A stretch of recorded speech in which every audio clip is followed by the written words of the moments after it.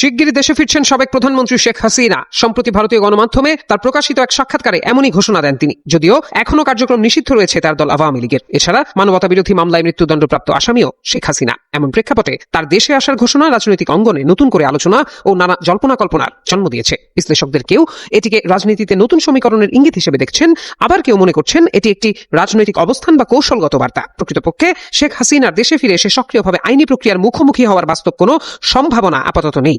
অন্যদিকে বিএনপি, জামায়াতে ইসলামী ও জাতীয় নাগরিক পার্টি এনসিপি সহ বিভিন্ন রাজনৈতিক দলের নেতারা বলছেন, শুধু বিচারিক প্রক্রিয়ার মুখোমুখি হওয়ার জন্য বাংলাদেশে শেখ হাসিনাকে ফিরে আসতে হবে। কারণ যে পরিস্থিতিতে তাকে দেশ ছাড়তে হয়েছিল সেটি ছিল ব্যাপক জন অসন্তোষ ও গণপ্রতিরোধের প্রেক্ষাপট। ফলে এখন তার দেশে ফিরে রাজনীতি করার বাস্তবতা নেই। যদিও আওয়ামী লীগ নেতাদের দাবি, শেখ হাসিনার দেশে ফেরার প্রশ্নে মামলা বা বিচারিক প্রক্রিয়া কোনো বাধা নয়, কারণ অতীতেও তিনি নানা প্রতিকূলতা অতিক্রম করেই দেশে ফিরেছেন। এবারও রাজনৈতিকভাবে থামিয়ে রাখা সম্ভব হবে না।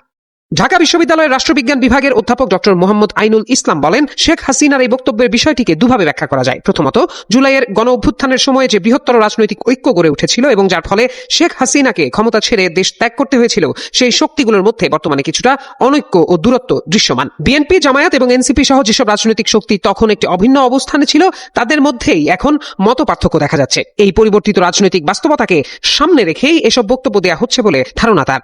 বিএনপি চেয়ারম্যানের উপদেষ্টা অ্যাডভোকেট সৈয়দ মোয়াজ্জেম হোসেন আলাল বলেন, শেখ হাসিনা দীর্ঘদিন ধরেই অসংলগ্ন ও বিতর্কিত বক্তব্য দিয়ে আসছেন। দেশের রাজনৈতিক নেতা, বুদ্ধিজীবী কিংবা বিশিষ্ট ব্যক্তিদের মধ্যে এমন কাউকে খুঁজে পাওয়া কঠিন যিনি কখনো তার বক্তব্যের লক্ষ্যবস্তু হননি। তিনি মনে করেন, ভারতেরই উচিত বন্দি বিনিময় চুক্তি মেনে তাকে বাংলাদেশে ফেরত পাঠানো। এদিকে আইনি প্রক্রিয়ার মাধ্যমে সরকার হাসিনাকে ফেরত চায় বলে মন্তব্য করেছেন স্বরাষ্ট্রমন্ত্রী সালাহউদ্দিন আহমদ। বৃহস্পতিবার স্বরাষ্ট্র মন্ত্রণালয়ে এক প্রেস ব্রিফিং এ একজন সাংবাদিকের প্রশ্নের জবাবে তিনি বলেন, পররাষ্ট্র মন্ত্রণালয়ের মাধ্যমে আমরা অনুরোধ করেছি, প্রত্যর্পণ চুক্তি অনুসারেও অনুরোধ করা হয়েছে। সরকার চায় শেখ হাসিনা মামলা ফেস করুক।